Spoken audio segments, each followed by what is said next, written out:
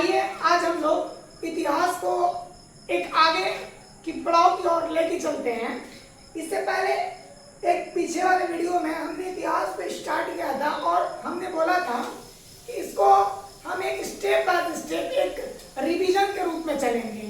तो पिछले क्लास में हम कुछ ज़्यादा ही लिख चुके थे, तो इसमें हम लोग अब उतना लिखेंगे नहीं, केवल एक रिवीजन के तौर पे हम इसको एक रिकैप करते चलेंगे, क्विक रिवीजन करते चलेंगे। ठीक है, तो आइए पिछले क्लास में जो हम लोग देखे थे उसको एक बार रिपीट करते हैं और फिर हम लोग आगे की ओर चलते हैं।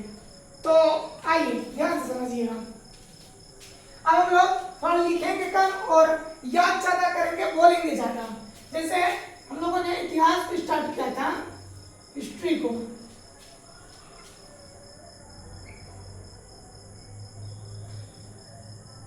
ठीक, तो हमने कहा था, एक बार हम रिपीट कर देते हैं। हमने कहा था कि इतिहास के जो फादर हैं वो हेरोडेटस को कहा जाता है और साथ ही इतिहास को हमने 3 चरणों में बांटा था। एक को हम बोले थे प्रागैतिहासिक काल, दूसरे को कहा था आदिऐतिहासिक काल और तीसरे को कहा था हम लोग ऐतिहासिक काल। ठीक है, जिसमें प्रागैतिहासिक काल में हम लोगों ने पूरा पाषाण काल, मध्य पाषाण काल और नव पाषाण काल तथा ताम्र पाषाण काल को पढ़ा था। और साथ ही जो आदिऐतिहासिक काल था उसमें हम लोगों ने सिंधु सभ्यता या कांस्ययुगीन सभ्यता या फिर हम लोगों ने हड़प्पा सभ्यता की बात की थी। और फिर हमने बताया था कि जब हम लोग ऐतिहासिक काल पढ़ेंगे तो उसमें हम लोग जो है प्राचीन इतिहास और मध्यकालीन इतिहास और इसी के साथ साथ आधुनिक इतिहास, नेहरू युग और विश्व इतिहास को देखेंगे। तो इस तरह से हम लोगों ने इतिहास को पढ़ने का एक क्रम बनाया था। और साथ ही हम लोगों ने इतिहास के बारे में जो जानकारी मिलती है उनकी स्रोत के आधार पे इतिहास को 2 भागों में बांटा था। एक जो था साहित्य स्रोत होता था और दूसरा जो था उसको हम लोग कहते थे पुरातात्विक स्रोत। तो साहित्य स्रोत में हम लोगों ने पढ़ा था कि जैसे कि हम लोगों ने बताया था साहित्य स्रोत में जैसे कि विदेशी स्रोत हो गया, इनके बाद और रामायण हो गया, ये सभी चीजें जो हम पिछले लेक्चर में डिटेल में बताए थे। और इसके बाद जो पुरातात्विक स्रोत था उसमें हम लोगों ने क्वाइंस इत्यादि की बात की थी। तो वो तो पिछले लेक्चर में हम लोग देख चुके हैं। अब हम लोग वहां से आगे चलेंगे। हम लोगों ने कहा था कि इनको डिटेल में पढ़ेंगे। तो आइए सबसे पहले हम लोग जानते हैं साहित्य स्रोत। हम लोग लिखेंगे कम और बोलने पे ज्यादा ध्यान देंगे। अगर हम लोग साहित्य स्रोत की बात करें इतिहास में, साहित्य स्रोत,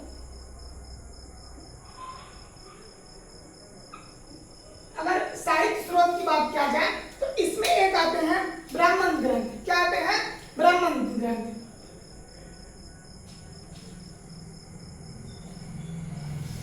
ब्राह्मण ग्रंथ की अगर बात किया जाए तो इसमें जो मुख्य रूप से आते हैं वेद आते हैं। क्या आते हैं?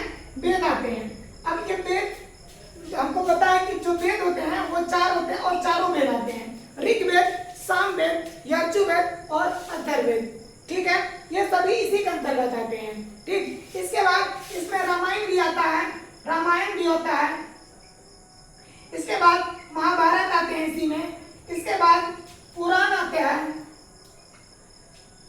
पुराण आता है और इसी में उपनिषद भी आते हैं। ये सभी जो है ये ब्राह्मण ग्रंथ के अंतर्गत आते हैं और इन सभी से हमको भारतीय इतिहास के बारे में जानकारी मिलती है। ठीक, तो कोई दिक्कत? अब हम इनको डिटेल में नहीं लिखेंगे, डिटेल में इसको बाद में पढ़ेंगे क्योंकि एक रिवीजन के तौर पे हम ये बना रहे हैं। तो आइए अब दूसरा हम लोग चलते हैं किस पर? तो जो बौद्धिक ग्रंथ है, ऐसे कौन कौन से बौद्धिक ग्रंथ हैं जिससे हमको इतिहास के बारे में जानकारी मिलती है? तो यही बगल में हम लोग लिख लेते हैं बौद्धिक ग्रंथ। बौद्धिक ग्रंथ या इसी को हम लोग बोल सकते हैं स्रोत। बौद्धिक स्रोत की बात किया जाए तो इसमें जो पिटक है, हम लोग को पता है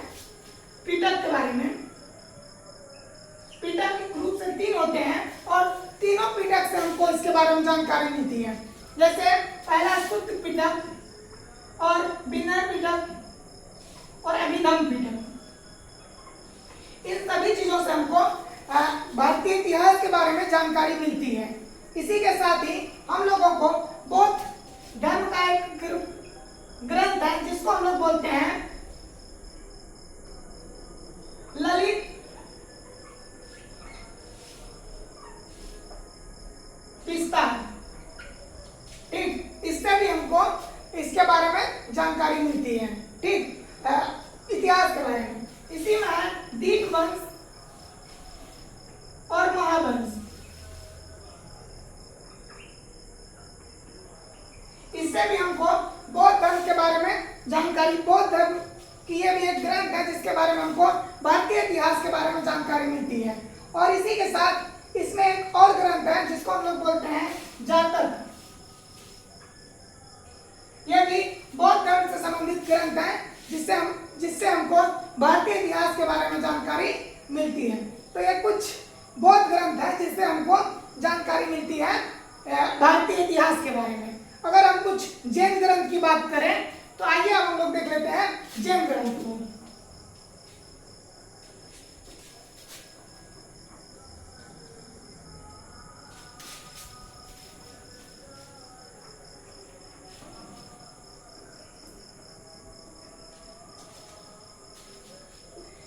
अगर जैन ग्रंथ की बात किया जाए या स्रोत भी बोल सकते हैं, तो इसमें मुख्य रूप से भगवती सूत्र, आचार्य सूत्र आते हैं। और उसके बाद एक और लिख सकते हैं कि कल्प सूत्र।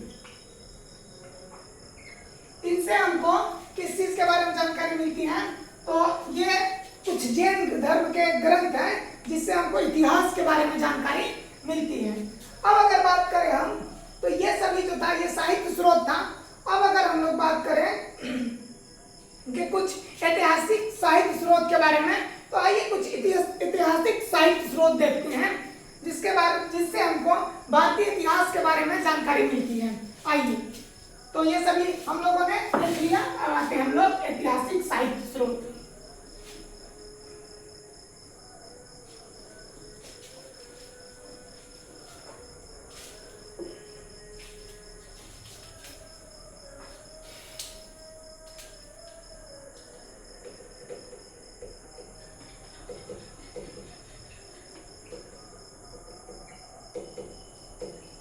ऐतिहासिक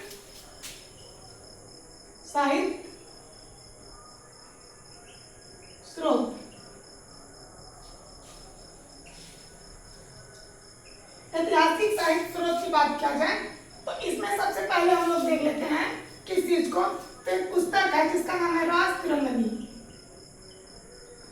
लिखेंगे कम और सीखेंगे ज्यादा। रास तिरंगनी नाम का एक पुस्तक है जिसको लिखा है कलहन ने। किसने लिखा है? तो कलहन ने जिसको लिखा है। रास तिरंगनी नाम का एक पुस्तक है जिसको कलहन ने लिखा है। और ये पहली ऐसी बुक है, पहली ऐतिहासिक बुक, इसको ना फर्स्ट ऐतिहासिक बुक माना जाता है, फर्स्ट ऐतिहासिक ग्रंथ माना जाता है। ठीक, और ये पूछा जाता है कि इनकी भाषा क्या है। तो इसकी जो भाषा थी वो संस्कृत थी। क्या थी? संस्कृत थी। कलहन के द्वारा लिखा गया ये बुक है और इसकी जो भाषा थी वो कौन सा थी? संस्कृत थी। कलहन लिखा है इसको, संस्कृत थी। और ये पहला ऐतिहासिक ग्रंथ था। और इसमें जो है कश्मीर की राजा का वर्णन मिलता है। किसका मिलता है? जो कश्मीर की राजा है उसका वर्णन मिलता है। और ये पहला ऐतिहासिक ग्रंथ है, इसलिए काफी ये महत्वपूर्ण बन जाता है। अब हम लोग चलते हैं आगे। आगे अगर हम लोग बात करें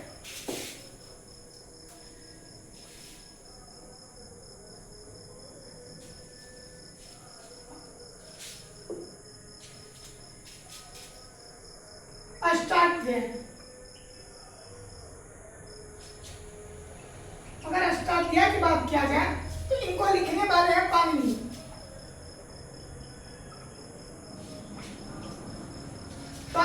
लिखा है ये एक संस्कृत ग्रंथ है, ठीक, और ये पहली संस्कृत व्याकरण का ग्रंथ है। ये पहला जो है ये फर्स्ट संस्कृत व्याकरण का बुक है।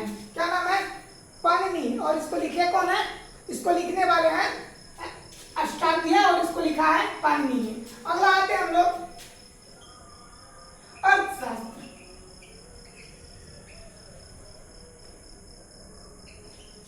अर्थशास्त्र की बात किया जाए तो ये बुक जो है ये राजनीति से संबंधित है।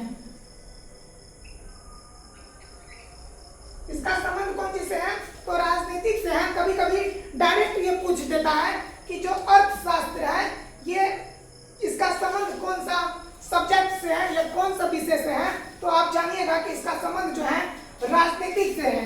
और इनको लिखने वाले हैं चाणक्य।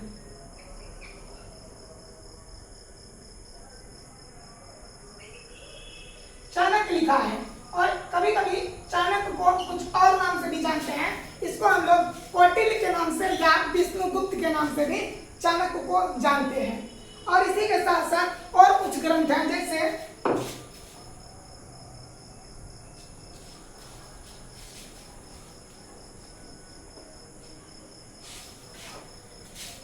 एक पुस्तक है जिसको बोलते हैं मुद्रा राक्षस।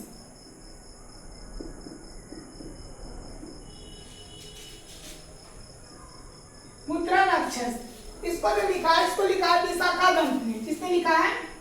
विशाखा दंत ने लिखा है।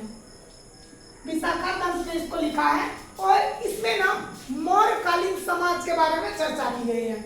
मौर्यकालीन सामाजिक व्यवस्था की चर्चा है इसमें। किस चीज की चर्चा है? तो मौर्यकालीन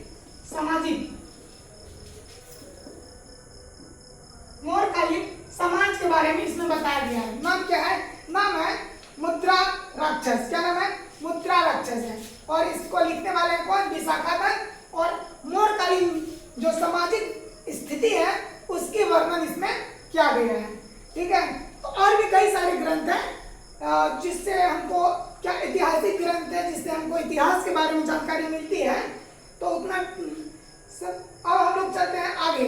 आगे कुछ ऐसे देखते हैं, कुछ ऐसे ग्रंथ को देखते हैं या बुक को देखते हैं जो राजा के द्वारा लिखे गए हैं। जो किसके द्वारा लिखे गए हैं? राजा के द्वारा लिखे गए हैं। और उनसे हमको भारतीय इतिहास के बारे में जानकारी मिलती है। तो आइए कुछ देखते हैं।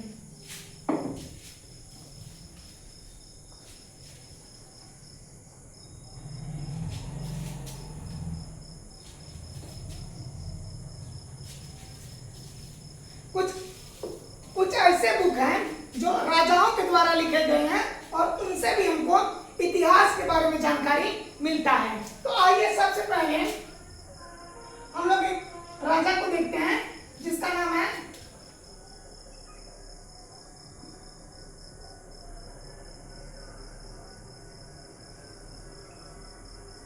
हर्षवर्धन।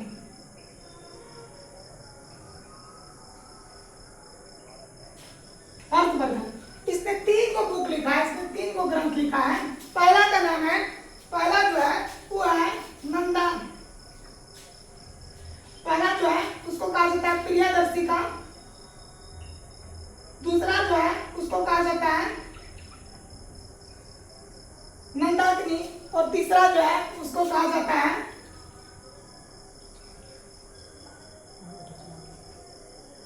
पहला जो है उनको हम लोग बोलते हैं कौन चीज? तो पहला जो है उसको कहते हैं हम लोग प्रियदर्शिका। दूसरा जो है उसको कहा जाता है नंदाग्नि। और तीसरा जो है उसको कहा जाता है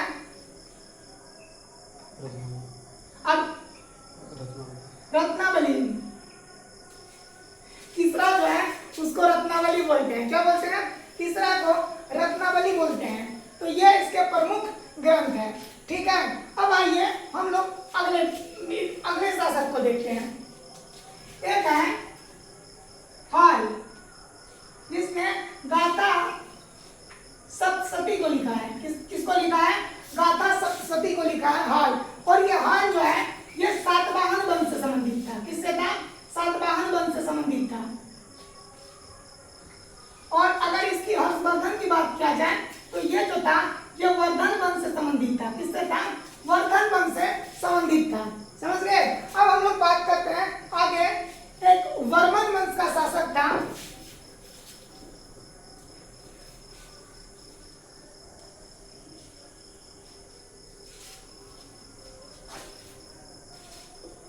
एक वर्मन वंश का शासक था जिसका नाम था महेंद्र वर्मन। पल्लव वंश का शासक था, यह पल्लव वंश का शासक था जिसका नाम था महेंद्र वर्मन। और इसने क्या किया था, इसने एक बुक लिखा था जिसका नाम था मत विलास प्रहसन। मत विलास, इसको सीधा याद रखना है। और इससे भी हमको भारतीय इतिहास के बारे में जानकारी मिलती है। साथ ही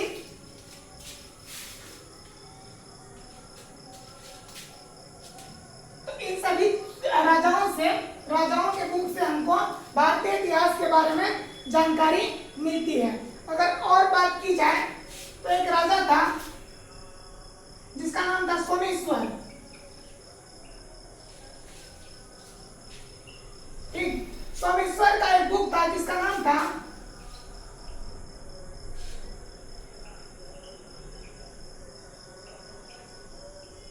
मानसून।